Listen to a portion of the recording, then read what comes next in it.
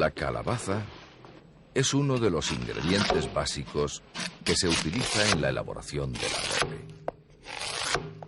A veces, y según las zonas del país, es sustituida por higos verdales, granadas o moras.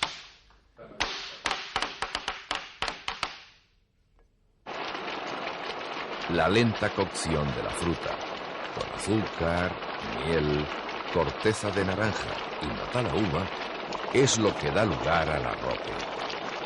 Un dulce almíbar.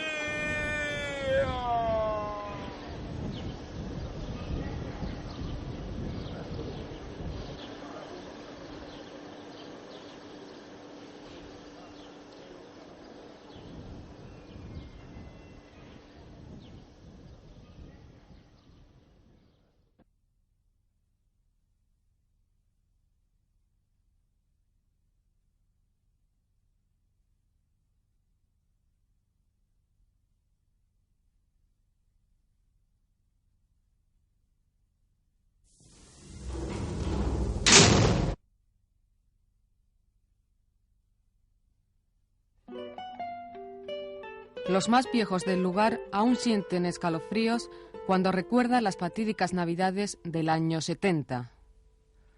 Hasta aquellas fechas, la población gaditana del puerto de Santa María respiraba tranquila entre el aroma de los caldos de sus bodegas y el olor a pescado fresco recién traído al puerto. El pueblo vivía bien, comenzaba a acostumbrarse a la presencia de veraneantes y extranjeros, hasta el punto de que cada año se celebraba la Feria del Turista. Pero diciembre de 1970 y enero del 71 interrumpieron el bienestar de los 15.000 habitantes. En menos de 2 meses se produjeron las muertes violentas de 2 conocidos vecinos. Tal fue la sacudida que la prensa nacional se hizo amplio eco de aquellos crímenes.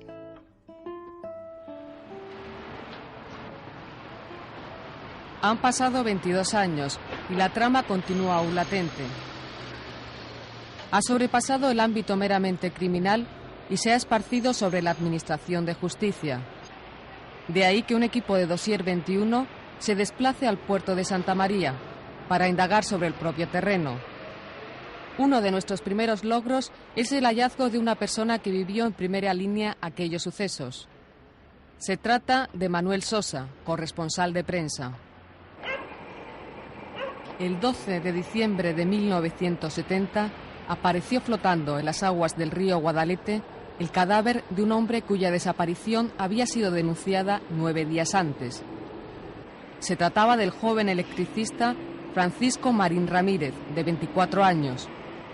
El cuerpo fue hallado por un pescador debajo del hoy desaparecido puente de San Alejandro. Empezamos a investigar, no conocíamos la personalidad de este chico. Resultó ser un chico introvertido, nos metimos mucho en su vida íntima, en su vida privada, era muy escasa, no tenía amigos, no salía, era un tema bastante escabroso, bastante difícil porque se nos cerraban muchos caminos y incluso llegamos a pensar que pudieran tener pues vidas un poco más o menos ocultas. Efectivamente iniciamos la investigación por ese camino, pero tampoco nos dio mucho resultado. El instinto de la policía era contradictorio al resultado de la autopsia de los médicos militares. Los médicos militares habían dicho que este joven se había ahogado y que había sido un accidente.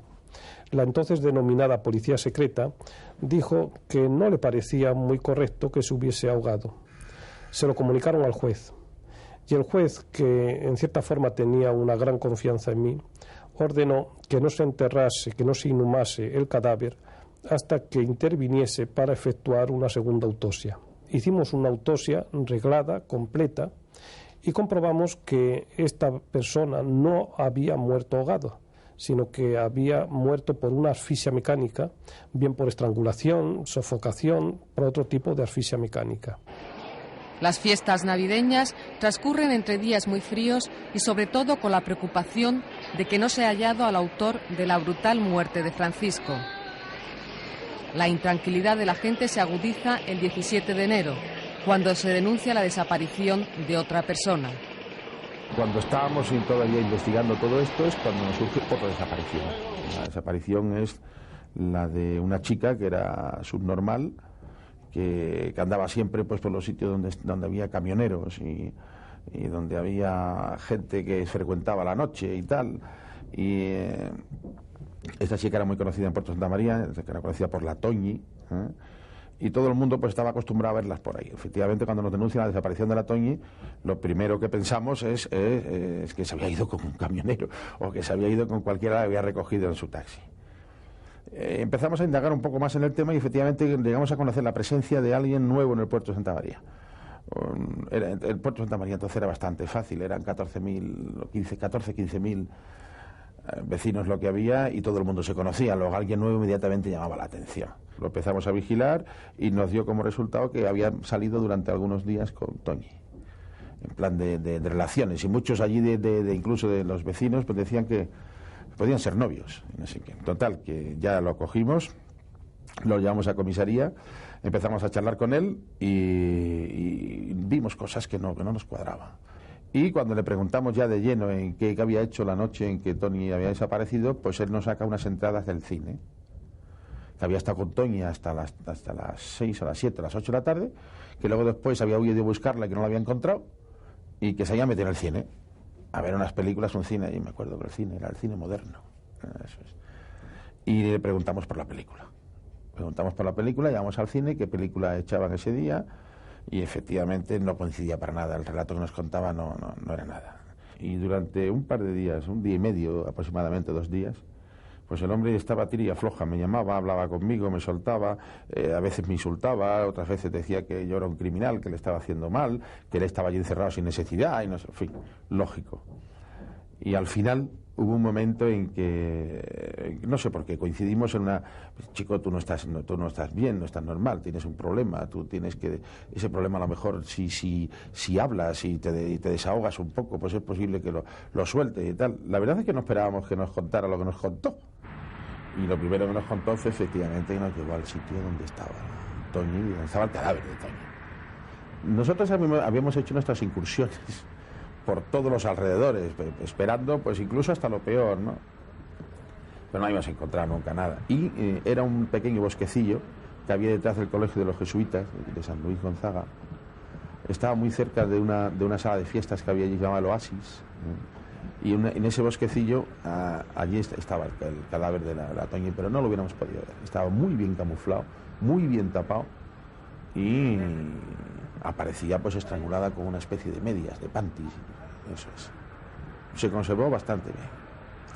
Entonces evidentemente fuimos a más de lleno con él. Nos llevó al sitio, ya nos explicó un cuento. Nos explicó un cuento que había estado con ella allí, que él se había quedado medio dormido, no sé qué, y cuando se despertó Toñi estaba estrangulada. Bueno, pero en sueños tú has podido hacer algo, ¿te acuerdas de algo? No. Luego después aquello cambió. Inmediatamente cambió a que él había estado pues realizando sus actos con ella, había mantenido una serie de actos sexuales y en el transcurso de uno pues la estranguló. Pues la pregunta lógica ante esta personalidad extraña es, ¿serán los 2 últimos delitos que ha cometido? ¿Serán los 2 primeros? Y entonces se le preguntó, y con una extraordinaria ya entonces facilidad, sin oponer ninguna resistencia, que sí, que había cometido muchos más, que no le divertía mucho ver películas policíacas en las que siempre se descubría el criminal, y que él llevaba muchos y que no lo habían descubierto, y que si lo habíamos cogido era porque él quería, ¿no? Y entonces empezó a relatar un relato de casi 3 horas, de llegar hasta, creo recordar, de 22 entre los cometidos en España y en el extranjero. La forma en cómo había matado rápidamente y otra serie de circunstancias nos hizo comprender que era una persona que sabía matar, que había matado ya y que muy probablemente seguiría matando. El 24 de febrero de 1971, el largo periplo delictivo y criminal de Manuel finaliza a las 5:30 de la madrugada. A esa hora, Manuel Delgado Villegas, alias el estrangulador del puerto o el arropiero, es trasladado, bajo la escolta de varios policías, a la Dirección General de Seguridad en Madrid. A partir de ahí, Delgado Villegas se internará en una odisea de papeles, psiquiatras y rejas.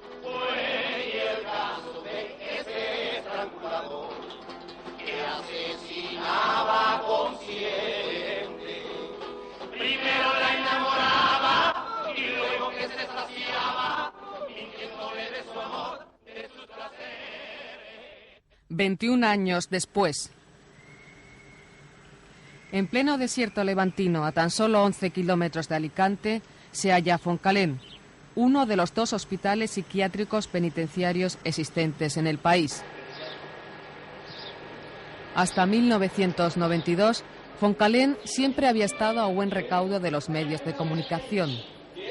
En la primera semana de agosto, un equipo de televisión española logra traspasar la barrera y entrar en el recinto penitenciario. Hemos sorteado el primer obstáculo para conseguir nuestro objetivo: entrevistar a Manuel Delgado Villegas, el arropiero. Pero el temor y la incertidumbre nos siguen acechando. La condición del lugar nos sobrecoge. La mayoría de los internos, 251, padece algún tipo de enfermedad mental: psicopatía, paranoia o esquizofrenia. Durante meses hemos aguardado la autorización de instituciones penitenciarias para mantener un encuentro con Manuel.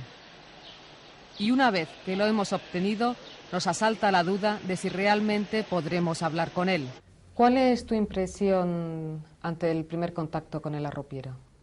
Bueno, pues es encontrarme con una persona muy cerrada, con un nivel de comunicación pequeño, con una impresión de patología importante también, muy importante, y como digamos prematuramente también envejecido. Pero sobre todo, globalmente hablando, comparando con otros pacientes, alguien cerrado que no desea hablar ni comunicarse, que responde más bien una pregunta por respuesta, pero sin más, sin tener ningún interés en ir más lejos. Nuestro primer recorrido por el hospital penitenciario es exhaustivo. A pesar del calor, más de 40 grados al sol, estamos ojo a visor en cada momento. Por fin, la imagen deseada se convierte en realidad. Nuestra obsesión se calma. Vemos al arropiero. Está en el patio de la enfermería. Nos hemos enterado de que es uno de sus sitios favoritos. Ahí pasa largas horas, reconcentrado en sí mismo y fumando pitillo tras pitillo. Apenas habla con sus compañeros, pero sí que tararea alguna canción. La curiosidad hace que salgamos inmediatamente a su encuentro, pero con una gran cautela.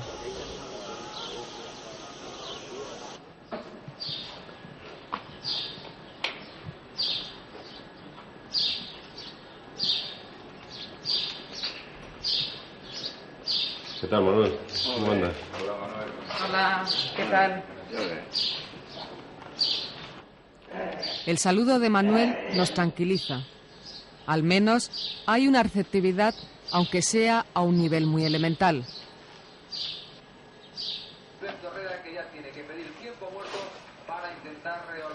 La actitud de Delgado Villegas ha cambiado en los 4 años que lleva en Foncalén.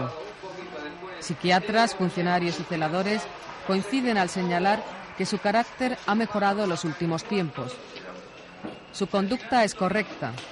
Nunca ha causado molestias ni ha protagonizado alborotos. Parece que él se encuentra más a gusto aquí en Foncalén que en el Hospital Psiquiátrico Penitenciario de Carabanchel.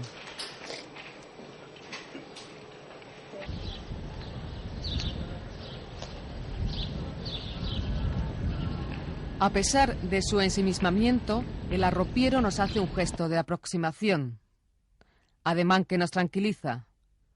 No solo acepta nuestra presencia, sino también la cámara de televisión. día siguiente, 6 de agosto, es la fecha acordada con la dirección del hospital para la entrevista. Aún mantenemos la aprensión de que el diálogo vaya a ser posible. A nuestro favor está el sí del propio arropiero. Él mismo le ha contado minutos antes a una celadora que Televisión Española le va a entrevistar.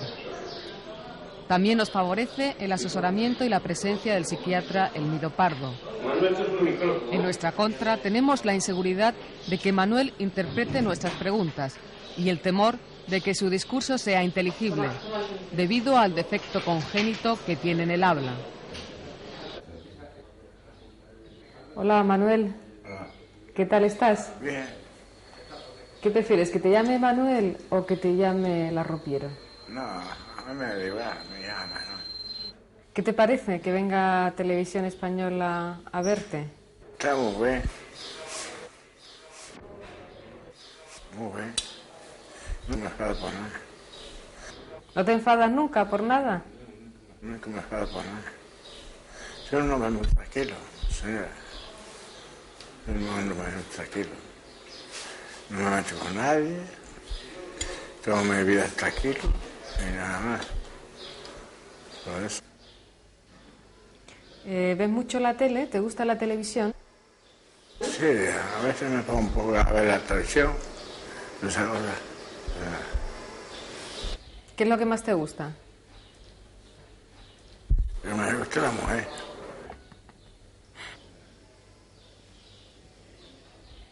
Oye, cuéntame un poco a qué hora te levantas aquí. ¿A qué hora te levantas aquí? A la hora, ¿qué puedo hacer? Mi padre no me da a fumar por la noche. Yo si fumo por la noche, yo no puedo fumar. Yo no puedo vivir sin fumar por la noche. Me levanto a medianoche de la cama y voy a bate y no tengo tabaco para fumar, me pongo nervioso, me pongo malo. Yo no es justo, quitar uno de tabaco por la noche, eso no es justo, eso no es ley. ¿Pero por qué te lo quitan? No sé, porque la edad la dan a ellos. Y eso no es posible. ¿Estás en el dormitorio con más gente? Sí, hombre, uno ciego y dos viejos. Nada más. ¿Hablas con tus compañeros? Yo hablo muy poco. Porque si hablo mucho, pues ya sale una nada más. Dice el hombre más tranquilo, menos hablado, vale por 10. El hombre que habla mucho, una persona es trozo, hasta a poco un poco descubre lo que posea. El hombre tiene que ser justo y la mujer justo también. Y la mujer seguía los rumores de otra mujer, porque por ella se pierde, ella misma pierde. Pasa como el perro, que el perro pega una patada y te pega un mordisco con razón, con motivo, ¿no? Todo tiene un derecho de vivir la vida. ¿Por dónde? Y aparte de la televisión, ¿escuchas la radio? ¿Te gusta la radio? Sí, me gusta escuchar un poco la música, un poco, no mucho. No mucho. Nos han dicho también que cantas o cantabas Sí, estupendamente. canto canciones. No estoy de patio, canto algunas canciones. ¿Qué canciones cantas? Canciones, pues, canciones además. Yo me siempre triunfé cantando. En mi tiempo triunfé cantando. ¿Hay alguna canción que te guste más, o algún cantante, o algún grupo musical? Y cada uno canta lo que puede, lo que ellos saben de cantar, nada más. Los artistas cine, ¿por qué hace películas? Porque son actores de películas de cine. Todo tiene un mérito de la vida. Todo tiene un mérito. El pescador porque pesca, porque tiene que pescar porque ganarse la vida. Eso tiene un mérito. Son méritos todo de la historia de la vida. Un mérito. ¿Y el cine te gusta? Sí, el cine. El cine es particular, eso es normal. El cine es normal. Es particular el cine, nada más. El cine no hace daño a nadie. El cine es normal. ¿Qué películas te gustan? De esta clase. La pena que mata a una mujer, pues no me gusta. La mujer te pare, te mantiene, te enseña una educación, una cultura, y el hombre que te va a enseñar. Hay hombres también que son buenos, que te enseñan al hijo una cultura, una educación, todas esas cosas, ¿no? Bueno, pocos hombres hay que sea bueno que se enseñe una cultura a su hijo. Bueno, usted, pues si el hombre trabaja, ¿cómo aprenderle una cultura a su hijo? Una cosa imposible, ¿no? El trabajo y la casa no va hasta los dos sitios, ¿no? A ver, entonces las madres tienen más tiempo que el padre para dar una educación al hijo, una enseñanza, una educación, una cultura, un estudio, ¿no usted? Y más inteligencia tiene la mujer que el hombre. Pues la mujer pare, el hombre pare muy poco. ¿Entiende usted? Sí. Lo que pasa es que ahora las mujeres tienen menos tiempo, porque en general también trabajan. Sí, la mujer que está en su casa, está en su casa. Tiene más tiempo libre. Tiene más tiempo libre para estar en su casa. La mujer que no trabaja en la fábrica ni nada, pues tiene más tiempo. La abuela o su madre le hacen un poco de educación y cultura, esas cosas. ¿No sé? De la escuela, o de la escuela, una vez que son grandecitos, ya saben dónde está la escuela y su casa. ¿No sé? Todo esto es una enseñanza de la historia de la vida. Todo lo que estamos viendo es un sueño. Un sueño es una especie de vida. Fumas mucho, ¿no? No, fumo mucho. Ayer me fumaba 10 paquetes. ¿10 paquetes? A día, sí. Y más que me fumo un par de ellos, fumo menos. Pues tengo menos que pensar. Y yo pienso muy poco. Yo soy el hombre que se lía a pensar. Soy hombre que se lía a pensar, se vuelve loco. No piensa bien, se vuelve loco y después se pone a hablar de él solo.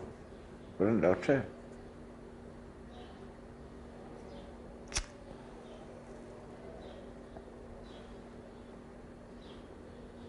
Hay de toda la vida.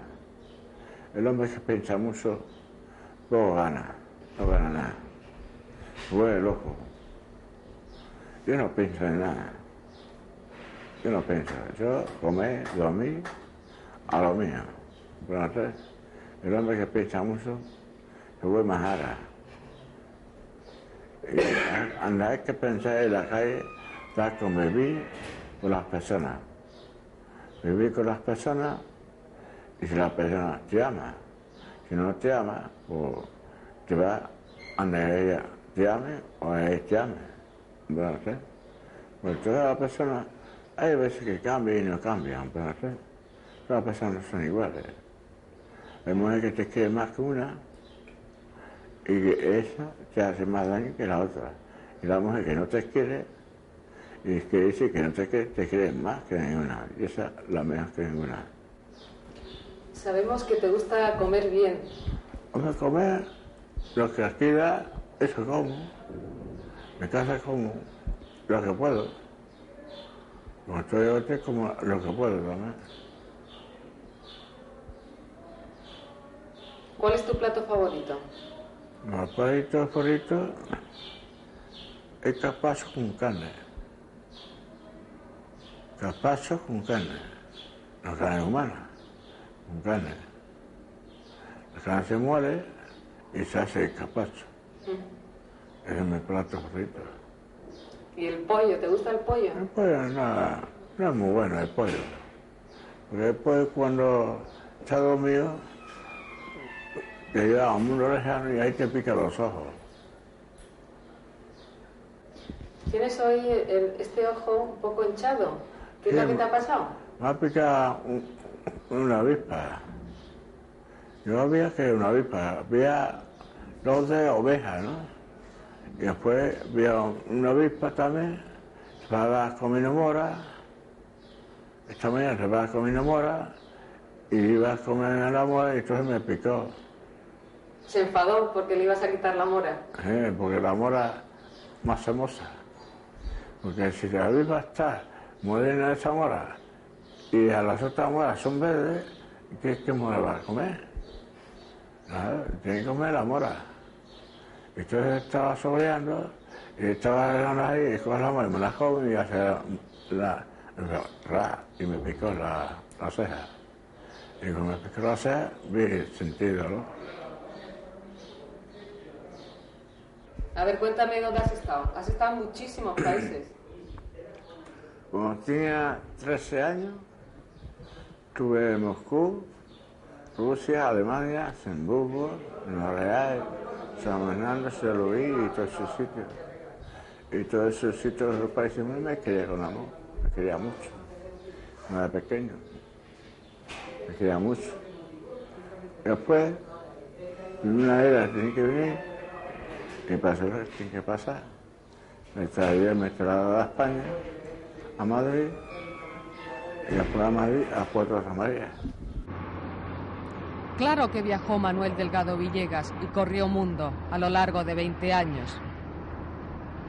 Su ajetreada vida comienza hace 50 años en una familia muy humilde de Sevilla.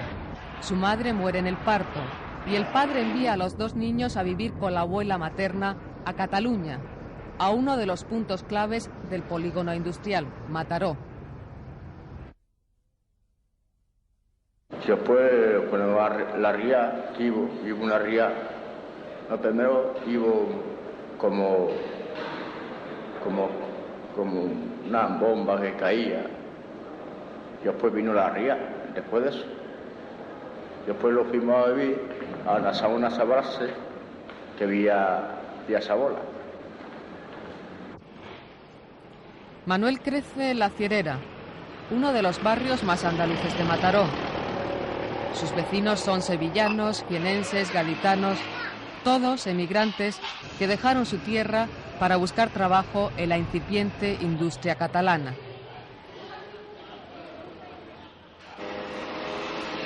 Al cabo de los años, a finales de 1971, el arropiero tiene que regresar a su segunda tierra, Cataluña. En esta ocasión no viaja solo, sino que va custodiado por la policía para reconstruir varios de los crímenes que se le imputan. Aquí, en Mataró, donde vivió durante muchos años, Delgado Villegas asesinó a una mujer de 70 años. Anastasia Borrella jamás regresó a su casa aquella fría noche del 23 de noviembre de 1969, después de trabajar en el bar. Él decía que era una muchacha de unos 20 años, siempre decía 18, 20, 25 años, siempre lo decía. Yo recuerdo perfectamente que decía un yogur, eso es. Y que la había empujado desde un puente a una especie de torrentera. Y que una vez allí, pues había... Supongo que evidentemente las lesiones que se pudo haber producido en esta mujer ya mayor de edad, porque resultó ser una mujer con 60 años, ¿no? Al caerse de un pasadizo sobre una torrentera, sobre una riera de estas catalanas en Mataró, pues la mujer yo creo que quedaría sin vida abajo. Manuel Delgado Villegas llevaba una doble vida en la década de los 60. Ambulaba de Mataró a Barcelona con mucha frecuencia, casi a diario. En Mataró estaba con su familia, en la ciudad condal tenía su ambiente. Era muy conocido en el barrio chino, trasegaba por las callejuelas, ejercía de macarra y chapero y cuando llegaba una mala racha se ponía a trabajar en lo primero que encontraba, de albañil, chatarrero o incluso de pastelero. En la primavera de 1969, la alta burguesía catalana es sacudida con la noticia de la muerte violenta de un conocido industrial, Ramón Estrada Saladich, propietario de Muebles Nomar y hermano del dueño de Muebles La Fábrica. En el establecimiento de la Avenida del Generalísimo, hoy la Diagonal, entre mesas y sillas, fue hallado el cuerpo agonizante del señor Estrada. Creo que él tenía un cierto aprecio por aquella persona. Sí, yo creo que tenía que ser el mecenas que cuando le faltaba dinero le iba a buscarle, ¿no? Y que a cambio pues obtendría, supongo yo, pues sus beneficios por otro lado. Eso es. Eran unas relaciones pues homosexuales y de las que Manuel se vanagloriaba de cobrar. No resultaban fáciles las reconstrucciones de los asesinatos por el paso de los años, y también porque Manuel no tenía nociones muy claras del lugar ni del tiempo. Resultó muy difícil la localización de la isla donde había asesinado a una chica francesa en 1967. Cuando fue ubicada, Ibiza, y una vez allí, Delgado Villegas recordaba con precisión los detalles mínimos. Hasta llegó a darse cuenta de que la funda del colchón donde había perpetrado el crimen no era la misma.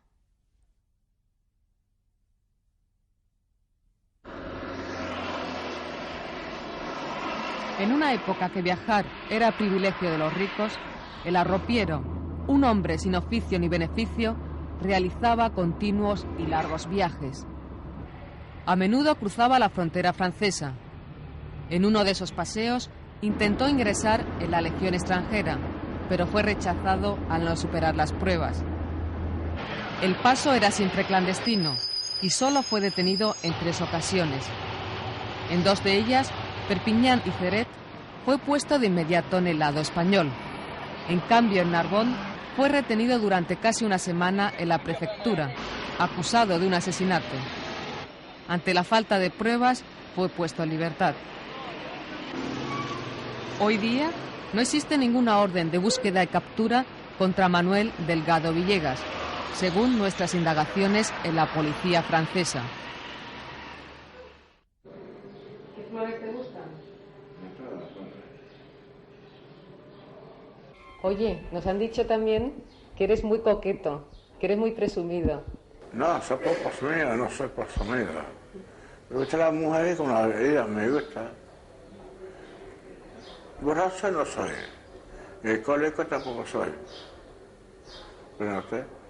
Porque un hombre alcohólico no vive en paz nunca. Porque siempre se borracho si sabe que afecta el licor. A ti te gustaba llevar mucho bigote, porque decías que te parecías a Cantinflas, que te gustaba mucho. Sí. Y ahora llevas barba, ¿por qué? Pero me gusta tenerla así. Me gusta tenerla. Y luego nos han dicho que te gusta vestir muy bien. No, me gusta vestir. La vía pública es que hay que vestir. Si se va uno, eso más en la vía pública que pasaría. Entonces la ley lo mete preso. Hay que te viste un poco normalmente bien. Todo eso.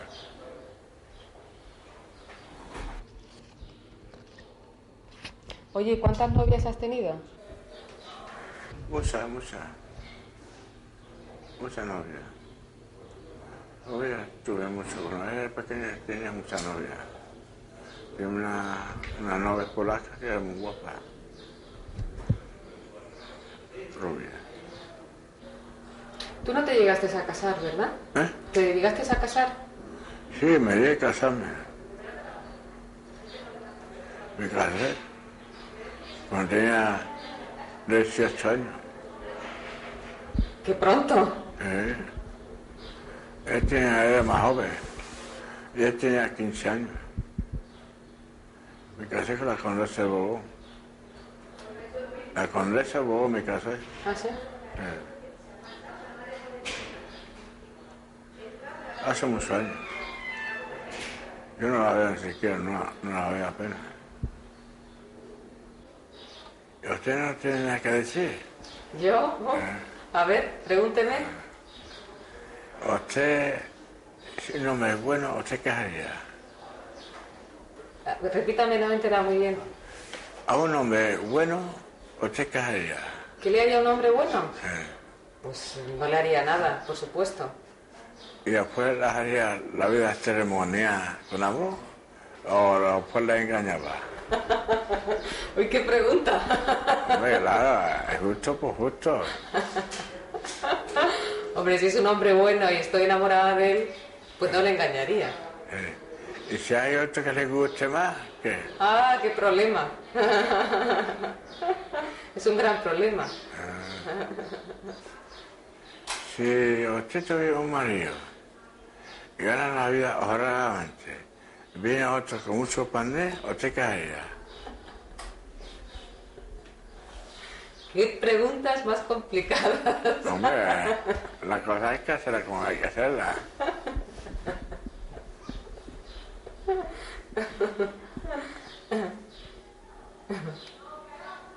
¿Qué harías? ¿Irme con el otro, dice? No, hombre, si estoy a gusto con mi marido, si le quiero, no lo dejaría. Mi marido tiene una polla pequeña y el otro tiene una polla grande, ¿usted a dónde iría? ¿Por qué pregunta eso, Manuel? Hombre, pregunta ¿Por qué motura. pregunta eso? Son preguntas moturas. Como motura, si la M le busca con la A, son mayúsculas. Si la M a la M, pues mayúscula, tres mayúsculas, son moturos. Si las mayúsculas son mayúsculas, después la M con la A mayúscula. Pero la M y la A son el principio de su nombre, Manuel. ¿Qué vamos a hacer eso con...? Sí. Luego A es A. El nombre B no es igual como el B. A y B. Hay hombres que son maturos y hombres que son menos maturos. ¿Y usted cómo se considera, Manuel? ¿Duro o muy duro o menos duro? ¿Cómo se considera? No, yo no soy ni duro ni blando. Normal. No, es lógico. Elmido, ¿qué es lo que le llama la atención en la entrevista con el arropiero? ¿Por qué reacciona de esa manera? Pues para mí, yo que os he visto, pero vamos, bastante por allí, dos cosas. La primera, que tiene otro escenario. Pero tiene otro escenario diferente, la televisión. Me parece algo evidente. Al pasar por ahí y ver hablar con una fluidez que no tiene habitualmente. Mucho más fluido y mucho y contento, además. No está deprimido, se ve bien, se ve tranquilo y se ve muy bien. Es la televisión en primer lugar. En segundo lugar, el hecho de que tú entrevistaste. Teresa, yo creo que hay una gradación, y en un momento se ve muy claro, cuando habla de todas las mujeres, que empieza, después de un silencio largo, a preguntarte, a decirme, pregunte, y es una demanda un poco perversa, iba a decir, en el sentido que lo quieres preguntártela a ti, y someterte delante de una mujer a un interrogatorio. ¿Qué harías si tu marido es más rico? Y empieza con más menos. Ya ha pasado de la cualidad a la cantidad. Más rico, y luego de dinero pasa la polla. Objeto parcial. Polla, dinero. Curiosamente freudiano. Polla y dinero. Entonces tú te defiendes, pero hay una cosa que me ha gustado, es que le has dejado poder explicarse y, digamos, como diría yo, pasar al acto, actuar algo que seguramente este microproceso que tiene con muchas mujeres, que ha tenido miles en su vida, lo va a reproducir, aunque sea en un mini diálogo contigo.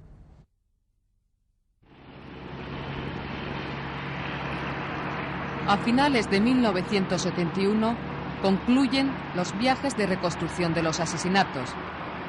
El arropiero es internado de nuevo en el Hospital Psiquiátrico de Carabanchel, único centro penitenciario en aquel entonces para enfermos mentales acusados de homicidios. Manuel Delgado Villegas, aunque se halla en Madrid, queda a disposición del Juzgado de Instrucción número 5 de Barcelona.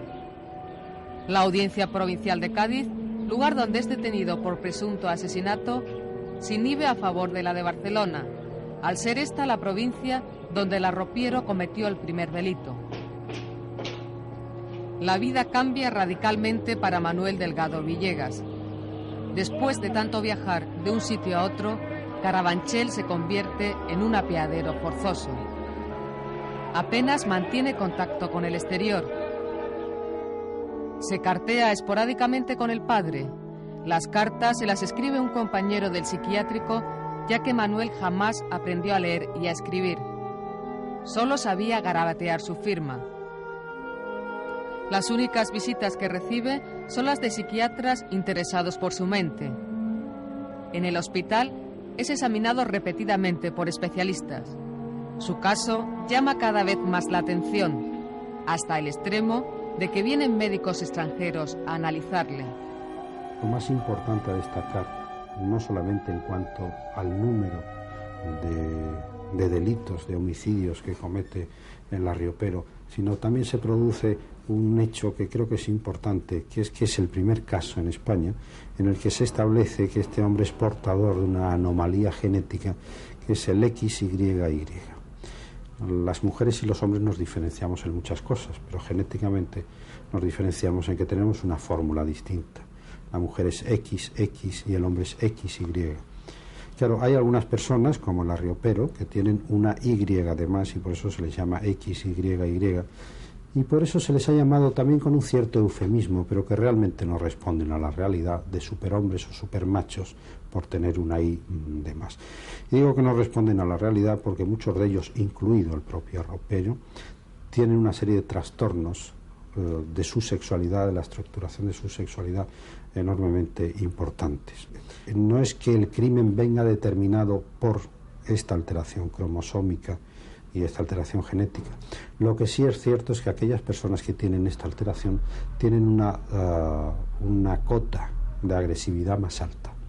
El tratamiento, por desgracia, de La Riopero era un tratamiento que, debido precisamente a la malignidad de su síndrome, era un tratamiento muy poco sensible a los fármacos y a todo tipo de tratamiento o de terapia farmacológica.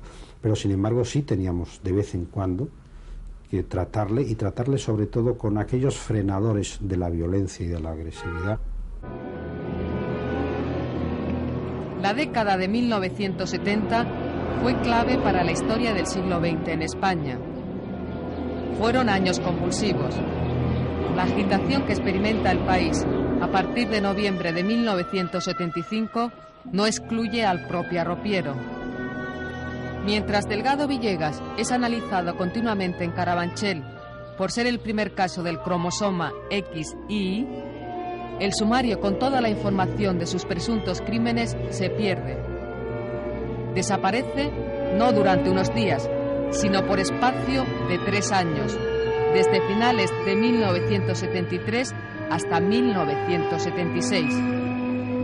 Me preocupaba la reconstrucción de los diferentes crímenes, por eso quise examinar el sumario en el que constaban los antecedentes de esta persona. Me dirigí a Barcelona y cuando pregunté por el sumario nadie sabía dónde estaba, había desaparecido, se había perdido. Esa fue efectivamente la voz de alarma para volver a indagar dónde se hallaba y exhumarle, buscarle y continuar la vía activa en cuanto a las diligencias posteriores a realizar. Pero sí, efectivamente, ese sumario en principio se había perdido. Entonces pues se pone a buscar todo el mundo hasta que al final en el juzgado 5, en un montón, aparecen las diligencias y ahí ya, a partir de ahí, se nombra un juez especial que fue el señor Cacho, me parece, un fiscal especial que fue Alejandro del Toro Marzal, y entonces pues empieza la investigación, y entonces la investigación dura prácticamente 3 años, desde el 75 al 78, y entonces es cuando yo entro. Entonces, cuando vimos que el sumario sí que estaba en Barcelona y que debíamos asumir la competencia, se nombró un juez especial, el señor del Cacho, y a mí se nombró también como fiscal especial de este asunto, con objeto de ver si faltaba algo por instruir. Entendimos que faltaban cosas por instruir y entonces el señor del Cacho ordenó que el Riopero fuera trasladado a Barcelona y empezamos, hubo una revocación, lo que se llama una revocación del auto, y con la policía y con otras colaboraciones intentamos completar lo que a nuestro juicio entonces aún faltaba por investigar, aunque realmente no era mucho porque la investigación estaba muy bien hecha. Llegamos a la conclusión de que solo podíamos dar por indiscutibles un robo con homicidio en Garraf, un asesinato con violación en Ibiza, un asesinato en Chinchón, un homicidio en Barcelona, un homicidio y violación en Mataró, y luego finalmente 2 homicidios que eran los que primero habían promovido la investigación del señor Conrado y de la policía de Cádiz. Al decidirse que la competencia, bueno, pues pertenecía a la Audiencia Nacional, remitimos todo en 1977 o a principios de 1978, lo remitimos todo a la Audiencia Nacional. 7 años se tarda en resolver el caso del arropiero.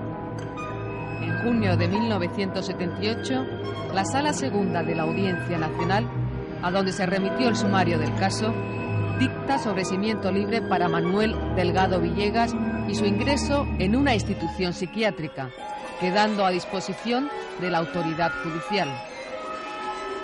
Curiosamente, Delgado Villegas no es trasladado a ningún centro, sino que continúa donde estaba desde 1971, en el Hospital Psiquiátrico Penitenciario de Carabanchel, en Madrid.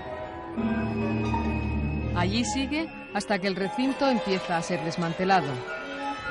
En 1988 es conducido a Foncalén, donde permanece hasta el momento actual, salvo un viaje a Madrid efectuado a principios del 92 para ser examinado en la clínica médico-forense.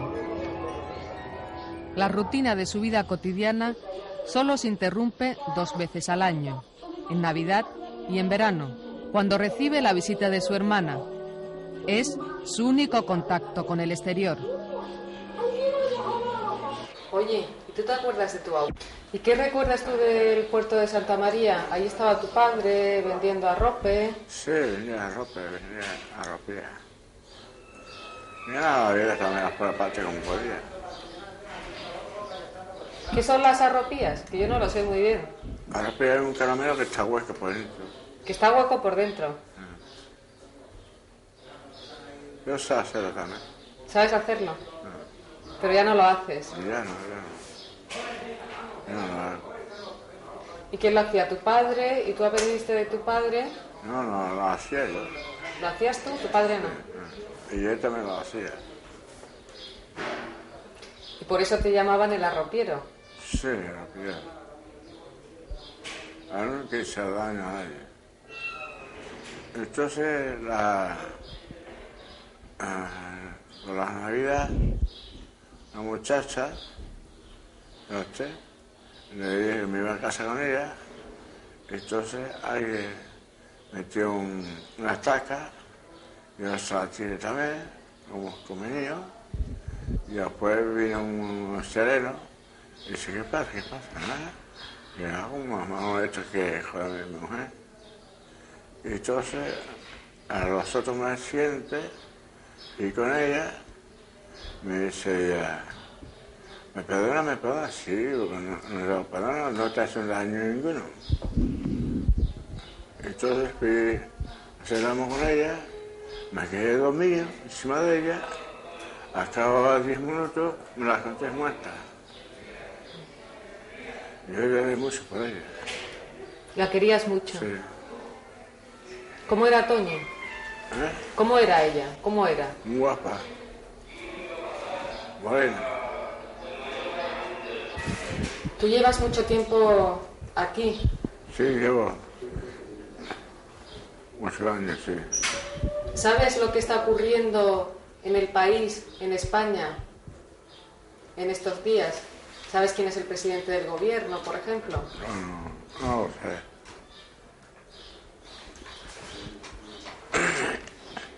Hace 3 años me hacía presidente del gobierno. 3 años. Y después rey de España. Y después no sé más nada. Si hay otro presidente antes que yo, no, me da igual. Y, por ejemplo, ¿tú sabes lo que está ocurriendo en Sevilla, que fue donde naciste este año? ¿Sabes lo que está pasando? Sí, no recuerdo nada. Hace mucho tiempo no voy a Sevilla. ¿Tú sabes que este año se está celebrando la exposición mundial? La Feria de Sevilla, sí. Su desconexión del mundo exterior le lleva a no enterarse del protagonismo que adquiere de nuevo su caso en septiembre de 1992. El diario El País publica que la Audiencia Nacional cuestiona la compatibilidad del auto dictado en 1978, ordenando la reclusión del arropiero en un establecimiento psiquiátrico, con el sistema de garantías de derechos fundamentales. El auto de sobreseimiento libre de Manuel Delgado Villegas se dictó el 20 de junio de 1978. 6 meses más tarde, el 6 de diciembre, se aprobaba la Constitución. 10 años después, en 1988, el letrado Emilio Rodríguez Menéndez se interesa por el asunto del arropiero. Acude a la Audiencia Nacional, solicitando la reapertura del juicio. El resultado es negativo y plantea un recurso de queja ante el Tribunal Supremo. Este le quita la razón y el abogado recurre al Tribunal Constitucional, donde tampoco obtiene éxito.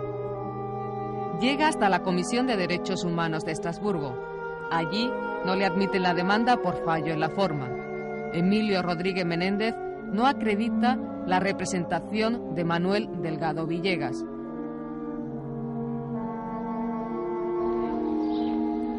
En 1992, la sección segunda de la Audiencia Nacional solicita informes al fiscal para proceder al enjuiciamiento o no de Delgado Villegas. Al mismo tiempo, la audiencia ordena que el arropiero sea reconocido en la Clínica Médico-Forense de Madrid, para que los facultativos dictaminen sobre su situación psicofísica y establezcan si es apta para poder participar en un juicio público. Las conclusiones de la Fiscalía y de los forenses son que el estado mental del arropiero le impide ir a juicio. Tiene anuladas las bases psicológicas de su imputabilidad, por lo que en caso de ser juzgado le sería aplicada una eximente completa y se decretaría su internamiento en un psiquiátrico bajo control del tribunal. Es decir, según el dictamen forense y fiscal, el arropiero estaría en la misma situación en la que se encuentra ahora, por la aplicación del Código Penal y la Ley de Enjuiciamiento Criminal. ¿Qué defectos hay en el artículo 8.1 del Código Penal y en la Ley de Enjuiciamiento Criminal? En primer lugar, a un enfermo mental no se le puede imponer una pena, se le impone una medida de seguridad. Pero esa medida de seguridad es una medida de seguridad, a diferencia de la pena, indeterminada en el tiempo. Está internado. Si se opta por el internamiento, se pueden aplicar otras medidas, pero si se opta, que es una de las más frecuentes, por la medida de internamiento del enfermo mental, esa persona está internada hasta que el juez lo decida en función de los avances desde el punto de vista de su curación. Por consiguiente, si un delincuente normal sabe que tiene que cumplir la pena hasta un determinado momento, un enfermo mental que por ser enfermo mental se le ha declarado exento de pena, exento de responsabilidad criminal, sin embargo, no sabe cuánto tiempo va a estar internado. Si a eso se une el que lo que inicialmente fue un avance, es decir, que sea el juez el que controla el tiempo que debe de estar internado, si a eso se añade, digo, que ese control judicial es un control que debido a la sobrecarga de los tribunales de justicia, debido a la falta de medios, no se realiza o no se puede realizar con la diligencia debida, nos encontramos con que la posibilidad de estar internado más tiempo del necesario crece notablemente. Y además, insisto, siempre con esa situación de inseguridad, de no saber hasta cuándo tiene que durar esa medida de seguridad. Legalmente es que si el establecimiento psiquiátrico dice que este señor pues ya no tiene la peligrosidad que tenía hace 20 años o hace 18, y si este señor está curado, la solución correcta es que el informe de 3 médicos forenses está curado y a la calle. Y a la calle, o sea, está usted curado, o sea, ya usted ya no es peligroso y a la calle. Ahora, lo que pasa es que ¿quién es capaz de ponerle el cascabel al gato? ¿Quién es capaz, qué médico es capaz mañana de decir que este señor está total y absolutamente curado, y entonces la desgracia de que salga y cometa otro hecho delictivo, Y no digo con eso que no esté curado, quizá el pobre hombre está total y absolutamente curado. Y entonces los medios de información ya veremos lo que dicen cuando este señor sale en la calle y se carga a otra persona. Bueno, que continúe en un centro psiquiátrico sin duda ninguna, pero en un centro psiquiátrico con elementos de custodia. Es decir, que no sean esos centros psiquiátricos que hoy día pululan tanto, que son de puertas abiertas. Es decir, el arriopero no puede tener una puerta abierta. Aparte de que es posible que no pudiera subsistir normalmente en la calle, es que iba a seguir cometiendo delitos y delitos importantes, delitos de estrangulación, porque esa ruptura criminal que él tiene de su personalidad está mantenida a pesar de que esté psicotizada. Entonces, ¿dónde? En un psiquiátrico, pero un psiquiátrico de alto riesgo. En algunos países del mundo no hablan de psiquiátricos penitenciarios, quizá porque las palabras a veces tienen una gran fuerza, ¿no? Y entonces no quieren hablar de psiquiátricos penitenciarios para no entender o dar a entender que se está penando a un enfermo mental. Y se habla en algunos, en América, por ejemplo, se habla de psiquiátricos forenses. Y en algunos otros sitios se habla de psiquiátricos de alto riesgo. Bien, pues vamos a crear esos centros psiquiátricos de alto riesgo que no tengan nada que ver con instituciones penitenciarias, pero por supuesto que dependan de la administración. ¿Cómo se contempla todo esto en la reforma del Código Penal? Se asegura de que el inimputable, es decir, aquella persona enferma mental al que no se le aplica pena, pero se le aplica en cambio una medida de seguridad de internamiento, no puede estar internado más tiempo del que le correspondería si en lugar de una medida de seguridad por enfermo mental se le hubiera impuesto una pena como a una persona normal. No puede estar más tiempo internado que el tiempo que le correspondería por la pena. Además, el proyecto de Código Penal establece que cada 6 meses, como mínimo, el juez que le ha internado tiene que tener conocimiento de cuál es su situación psíquica para que el control judicial efectivamente se ejerza y no se produzcan olvidos lamentables. ¿Qué flores te gustan? ¿Tú crees que vas a salir pronto de aquí? No sé. Que me saque cuando Dios quiera. Aún le tengo que salir. Eternamente no puedo estar preso. ¿Dónde? Si sales, ¿qué es lo primero que vas a hacer? Cuando salgas de aquí... Primero que voy a hacer, irme muy lejos, un país muy lejano, y recordar lo que ha de pasar y pasar.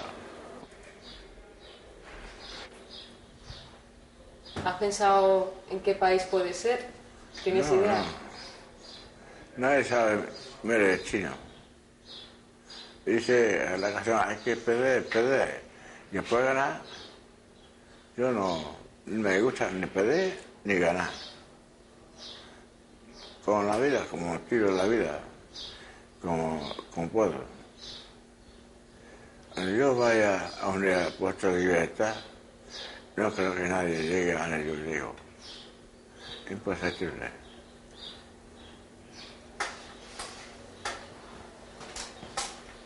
Vine de un país muy lejano cuando era pequeñito. Como era renacido, vine del país muy lejano. Lo más lejano que existe la historia. Bueno, usted. ¿A dónde? ¿A Australia? No, Australia no. Ushuaia.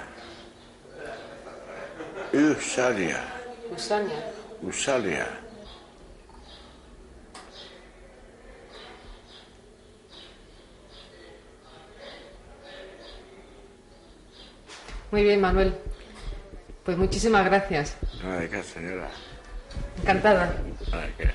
Y suerte, sobre todo.